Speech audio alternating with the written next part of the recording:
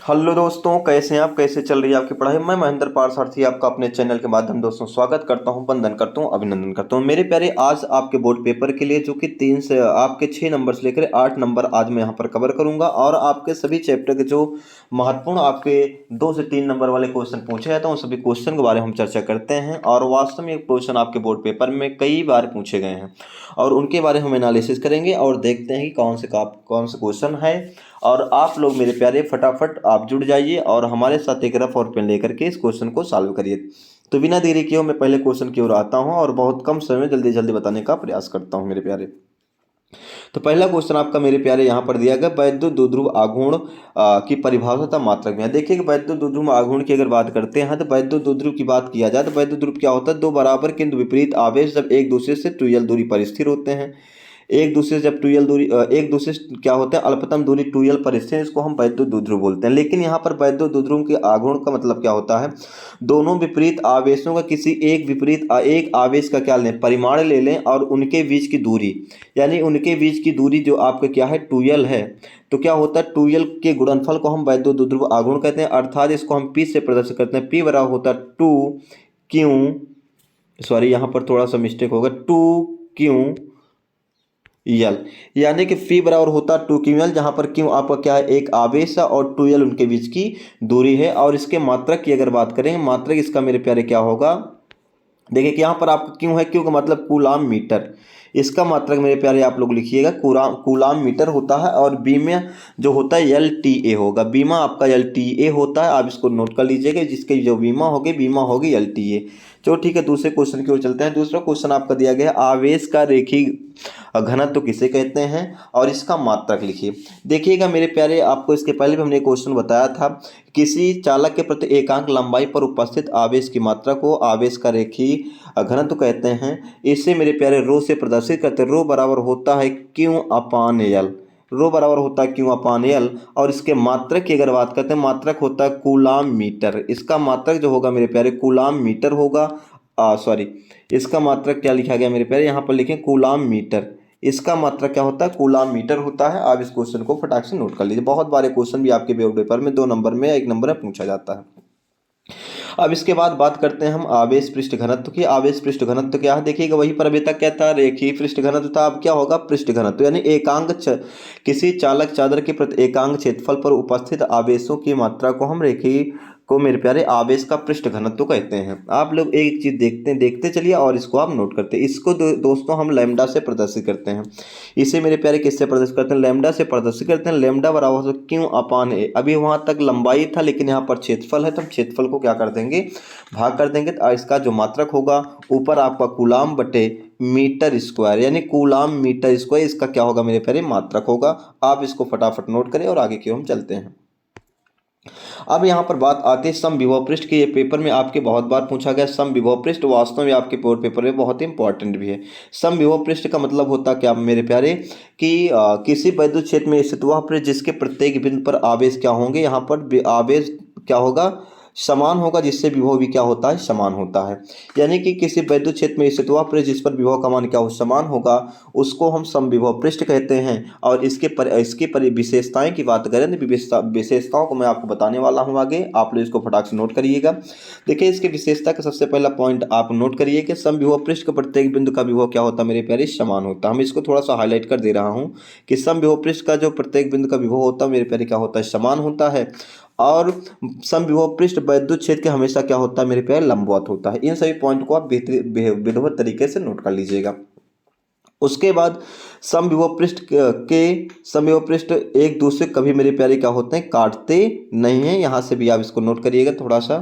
और उसके बाद किसी परीक्षण आवेश को समविभव पृष्ठ के एक बिंदु से दूसरे बिंदु तक ले जाएंगे तो वहाँ पर जो कार्य भी क्या होगा, वहाँ पर हमेशा शून्य होता है। इन सभी बातों को आप लोग फटाफट नोट करिएगा। देखिएगा मैं ज़्यादा एनालिसिस नहीं करूँगा क्योंकि बहुत कम समय आपका बोर्ड पेपर है। आप लोग फटाफट नोट करें और नोट करने के बाद आप लोग फेर बना करके इसको रट लें, याद कर लें। और जहाँ कहीं समस्या होगी कमेंट बॉक्स में कमेंट करके आप बताइए, उसका मैं सलूशन आपको दूंगा। इसके बाद मेरे मेरे प्यारे आपको मिलता है लारेंज बल। क्या लारेंज बल और तथा इसका वेक्टर रूप, ये भी बहुत बार क्वेश्चन पूछा गया था। तो लारेंज बल बहुत आसान, जब कोई गतिमान आवेश किसी चुंबकीय क्षेत्र में गति करता है तो उस पर एक बल कार्य करता है जिसे हम मेरे प्यारे लारेंज बल के नाम से जानते हैं। और लॉरेंज बल का जो फार्मूला होता है F बराबर होता है क्यों V V sine theta. F बराबर क्या भैया क्यों वी वी साइन थीटा आपका ये फार्मूला होता है। इसको नोट करिए जो कि मैंने यहाँ पर पहले से इसको लिख दिया है।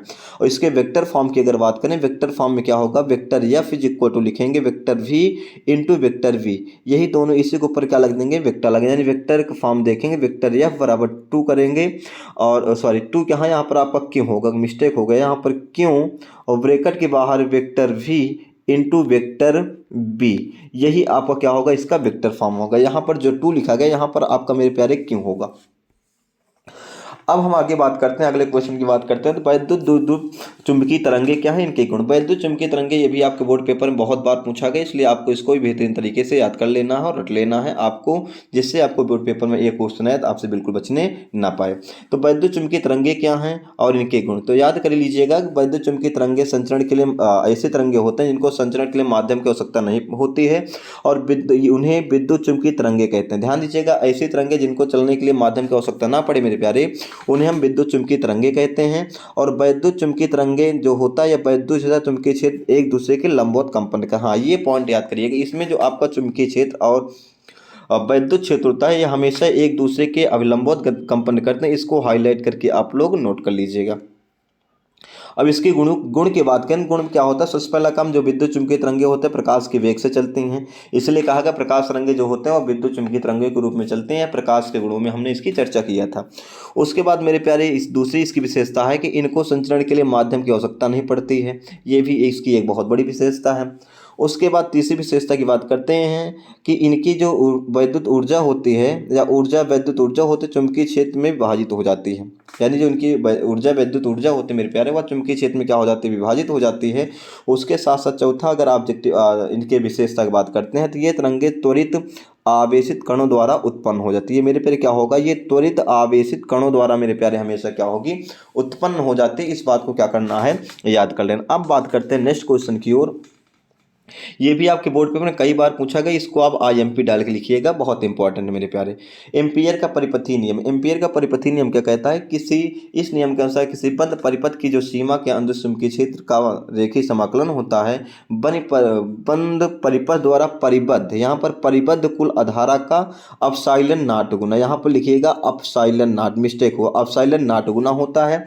अर्थात इसको हम लिख सकते हैं कि संपूर्ण समाकलन V into DL is equal to mu naught I, mu naught क्या होगा आई, यही मेरे प्यारे इसका क्या है कि समीकरण होगा। इसको आप नोट कर लीजिएगा कि जो आपका चुंबकीय क्षेत्र होता है, यानी आपने लिखा कि चुंबकीय क्षेत्र का रेखीय जो समाकलन होगा वह आपका वो क्या होता है, वो बराबर किसके है, म्यू नॉट आई, यानी प्रवाहित धारा का क्या है, म्यू नॉट गुना होता है। आप लोग इसको नोट करें, ये भी बहुत इंपॉर्टेंट है मेरे प्यारे। अब इसके बाद आपका जो ऑब्जेक्टिव क्वेश्चन बहुत बार पूछा गया वह स्वप्रेरण गुणांक की परिभाषा और मात्रक के बारे में पूछा गया है। अब स्वप्रेरण गुणांक ध्यान दीजिएगा, बहुत आसान शब्दों में लिखा है, किसी कुंडली का स्वप्रेरण गुणांक कुंडली में चुंबकीय फ्लक्स ग्रंथियों के बराबर होता है, जबकि कुंडली में एकांक धारा जब प्रवाहित हो रही होती है तब यहाँ पर मेरे प्यारे आपको मिल जाता है क्या, ध्यान दीजिएगा। तो यहाँ पर इसको हम यल से डिनोट करें, यल बराबर होता है E delta I upon delta T, delta I upon क्या होगा, डेल्टा टी।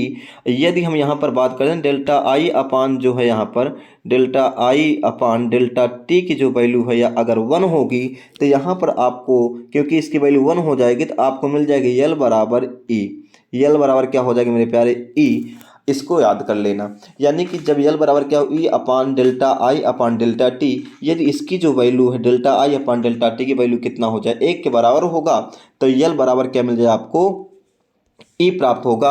इसके बाद अगर इसके मात्रक की बात करते हैं मेरे प्यारे, इसका जो मात्रक होगा इसका मात्रक हेनरी होता है, इसका मात्रक क्या होगा, हेनरी होगा।